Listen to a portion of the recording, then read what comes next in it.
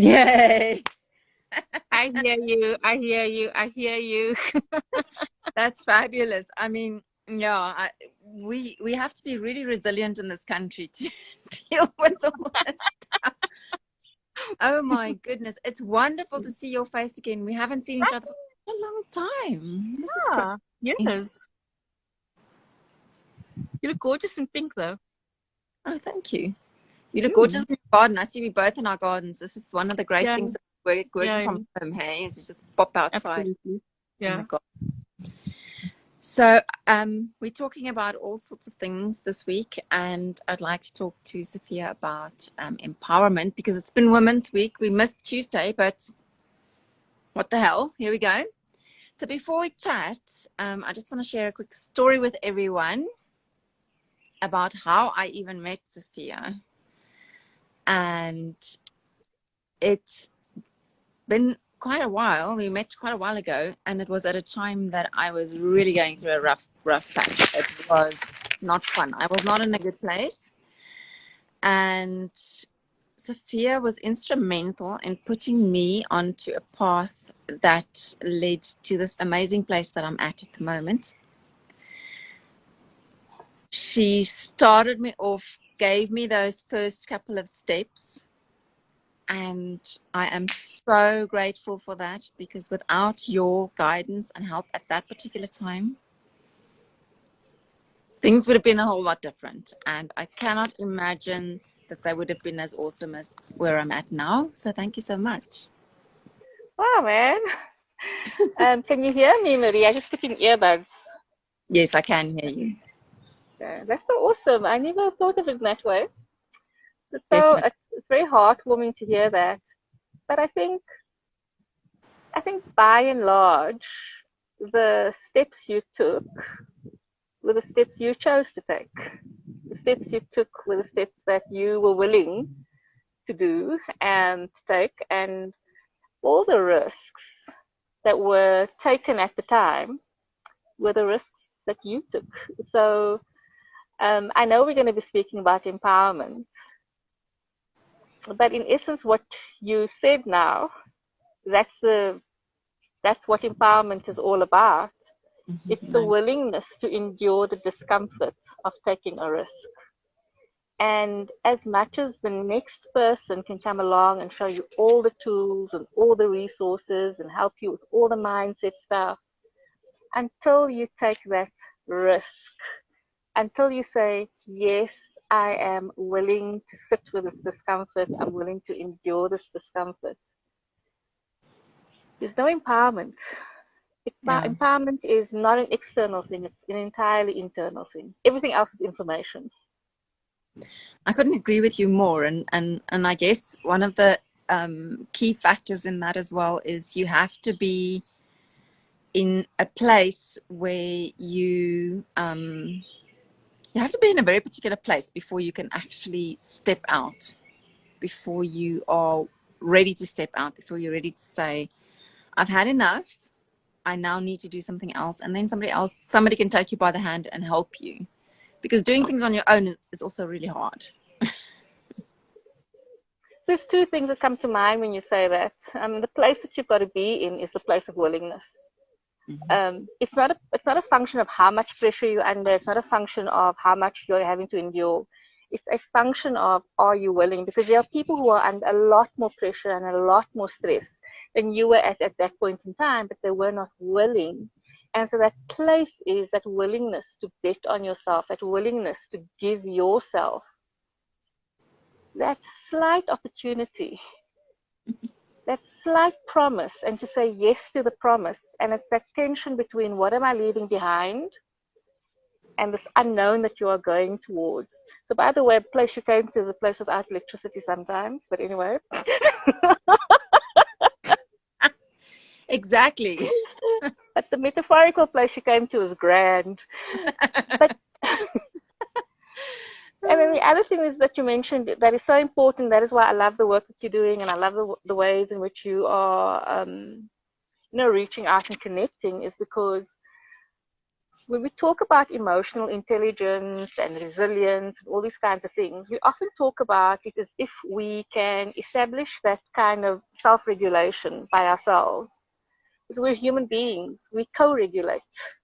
We regulate with other human beings. We don't get to our strength as if we don't exist in a context. And that context, that co-regulation, very often is that first push, however slight.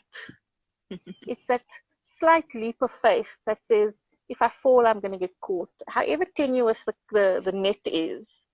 Yeah. And we are humans. We need that kind of support. We need that kind of, we need people to help our nervous systems Yeah. to strengthen. For sure. It's actually one of the things I absolutely love about the work that I do at the moment is that I'm in a community where there is so much support, and you have the opportunity, like you were saying, to push yourself out of your comfort zone, to take the next step. And it's, in my case, it seems to be something that I learned quite late. I sometimes think, oh my God, if I had only done this like 20 years ago, what would have happened? Imagine where I would have been. But better late than never, right? And it is something that you learn. I found that I've been able in the last months and weeks, been able to do more and more and bigger leaps. So whoever is watching and so on, you can definitely teach yourself to be more comfortable in discomfort, I guess. So can I just share a thought with you around that? Go for it.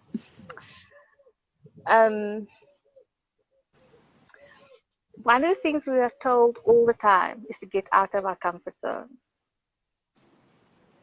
And I very often feel as though that might be one of the biggest disservices that we offer to ourselves and that we offer to people when we are speaking to them and we're saying to them, get out of your comfort zone.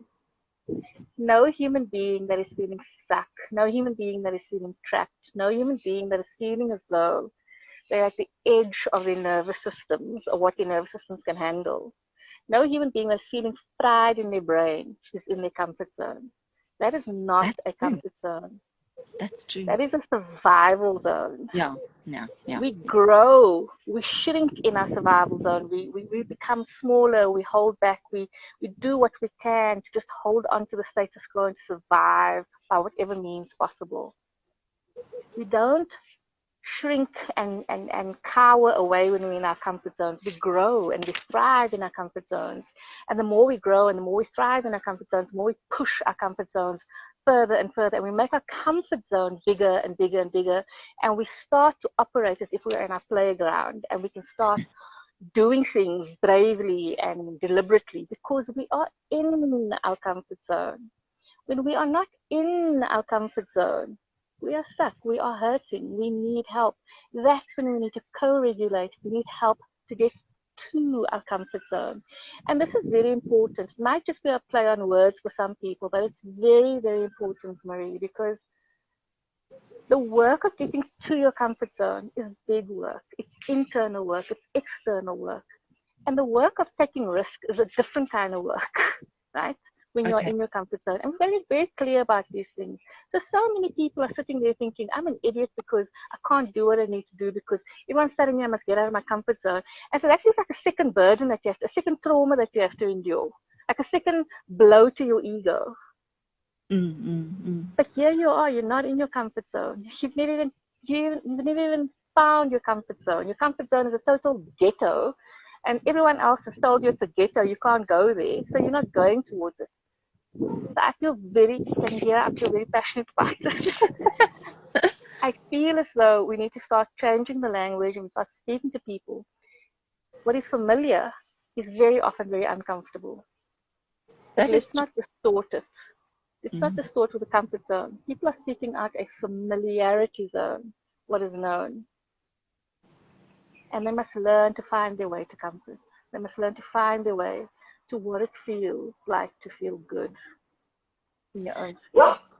I also particularly resonated with what you said about the play zone, because I think that's where I am, and that's what I find so stimulating about what I'm Yeah. doing. If your work or your calling or whatever, if it's playful and it's fun and it's nice, and my princess is talking with, she obviously agrees. Yes. She's like, Then it's a lot easier to do the things that stretch you into new and more interesting places. Let's call them yeah, that. yeah. And we grow at the edge of our comfort zone. And for as long as we are in our, and the other thing people very often think, or the distortion we have is we have a distortion that you can't be comfortable and uncomfortable at the same time. Discomfort and comfort live together. So the Okay. more comfortable you are, the more discomfort you can endure. And I can see that in you. You're becoming comfortable, and so the risks you take are bigger and bigger and bigger. And so you're showing up in ways that you weren't showing up, let's say, a year ago. But your playground has changed, It certainly has. and your playground is just expanding, and you're going towards the edge all the time. And the more you go towards the edge, it gets bigger and bigger and bigger. But I know for a fact from my journey with you that you've spent a lot of time working on getting to your comfort zone And to empowering myself, because I and to think, empowering yourself. yeah, there are two sides, like you were saying earlier, is somebody else can't, they can possibly give you tools, but you are the Yeah, one that has to do the work. absolutely. Absolutely. Yeah. Yeah. So I'm dying to ask you a question. What's that look on your face? It's a look of enjoyment. I'm really enjoying Okay. what I'm doing, Yeah. um and also being able to connect with new people. And what I've discovered in the last couple of months especially is that the world is really, really big, and there are so many awesome people out there. And if your world is very small, then you tend to feel trapped, and you tend Yeah. to get discouraged. And I know the last 2 years we had to change, and we had to grow in different ways. And I guess that in a way also made me go and look in other places for people. Yeah. We all had to go online. Now that we can meet each other in person again, it's becoming fun in a different way again, because we all have Yes. to relearn how to do this. Yes. Yes. Absolutely. Yeah, but there are so many amazing people out there, and so many amazing people that are open to growing themselves, open to changing their lives, open to Yeah. changing their outcomes, Yeah. whether that's in a career space where you work. Would you say you primarily work in the career space, or what space do you work in? How would you define your space? I'd say that I work with people who find themselves in places of work, but I don't know that I can say that I work only in the career space. For me, it feels like there's an intersection. There's the self, there's the career, there's the professional in you, and then there's the leader in you. And you can't work with the one without working with the other. And even if you're not leading a team, you're having to lead yourself, and those are leadership skills. So, you know, when you work in that, when you work with a human being, there's no, you can start out with a box, but it emerges the way it emerges. Yeah, You know, yeah. um, I think, I also just want to share with you, you know, you mentioned earlier on about the fact that the world is big and the world has got so many amazing people. And I think one of the big distinctions between being in your comfort zone and being in your discomfort zone, or your survival zone rather, is the fact that you make when you get to your comfort zone, the one thing that you can really do is you can embrace abundance. Mm, Abundance of humans, abundance of opportunities, abundance of just so many different things. And you have an openness and a receptiveness to what is possible.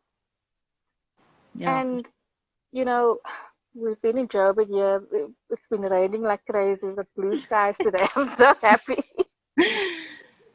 But you know, they say when it rains, it pours. And when you are in this comfort zone, which I can see that you're definitely in, I feel like I'm in it. You can really bring your own rain. And once you bring your own rain, it starts to pour, you know? And that's because you start to believe in the fact that this world has just got so much spectacularness and so many amazing human beings. And like, if you engage with people from that place of that perspective, you know, anything becomes possible. But when you're engaging with people from a place of trepidation and worry and are they going to do me in and all those kinds of things, it's very hard to take advantage of opportunities. So that's true. I think it's just very important what you mentioned there. We do live in a huge world. And it is fun. It should be fun to be alive, and not having fun being alive, then what do you do if you're stuck and you're not having fun being alive? What would your advice be?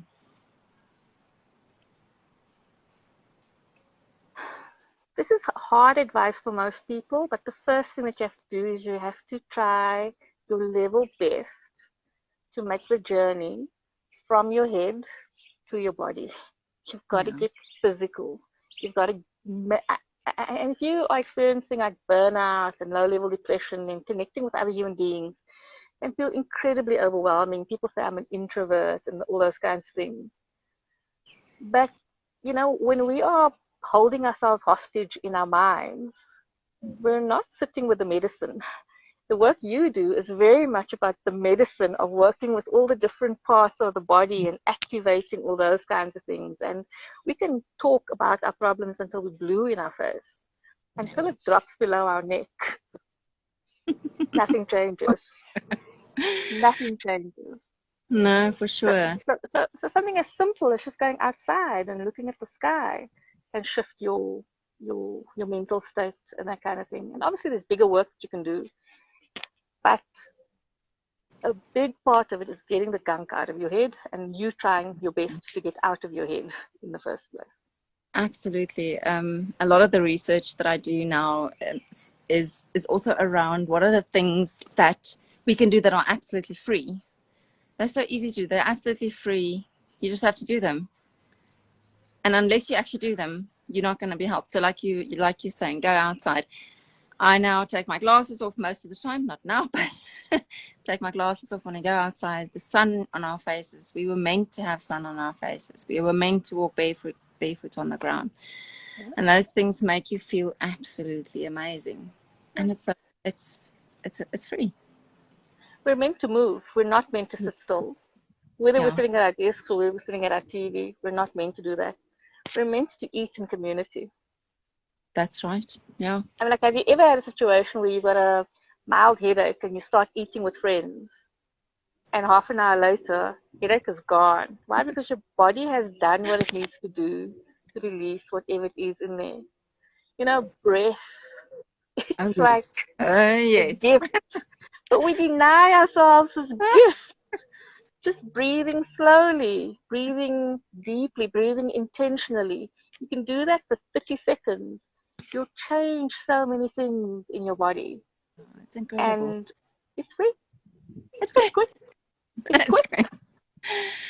It is amazing. I would like to do a whole series of discussions with you. So I think we have a lot to share, and there are a lot of things that one can do that are free, and the work you do is absolutely amazing. And the people that come into your life are, I guess, ones that are ready to change and that get so much value from you and your guidance. So one of our really amazing people in this country, I think.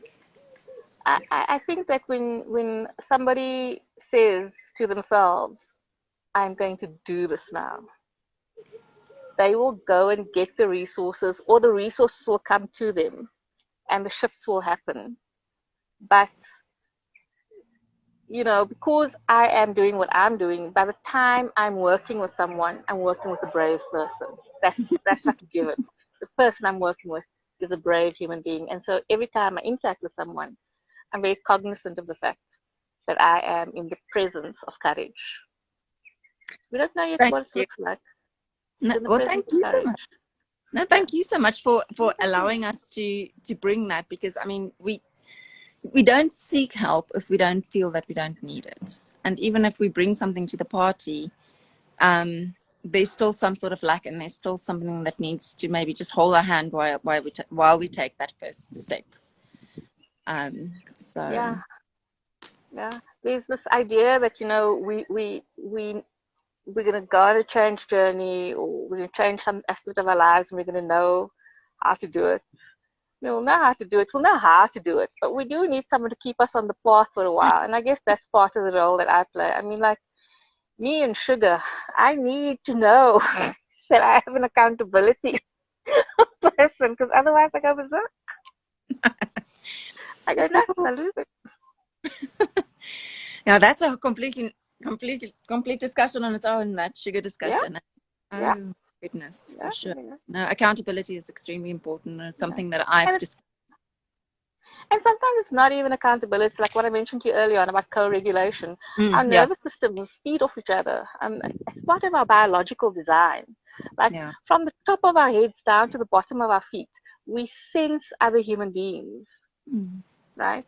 So if it's so big a part of our design, why are we not monopolizing that aspect of our design? biohacking. We should be doing more biohacking, doing the things that we should be doing. I don't like the word. I see you don't That's like very it. high level for me. Very higher grade for me. No. I mean, it's just something that gets thrown around. But the point is that we should be doing the things that we were designed to do. We are. And if we we really have to. think we will be successful. We will be able to do the things that we want to do, that we feel like doing, that we'll get more pleasure out of them. We'll feel more connection. And now that everybody can connect, hopefully on a more in space rather than online space, again, I think a lot of things will change for the better as well. From your lips to God's ears. It's going to happen. Has to. It's so awesome speaking to you. Thank you so much for hopping on with me. I really appreciate you and appreciate the help that you've given me, and also just being part of this journey. You're still part of the journey. It's awesome. I hope so. I hope so. Awesome chatting to you, Marie. Thank you very much. We'll see. If you ever want to talk about getting into comfort zones, I'm your man. I'm your woman. I'm going to think about that. I'm going to think about that, getting into comfort zones. Yeah. Cool. Okay. Have a lovely afternoon. Okay. And you. Bye. Bye.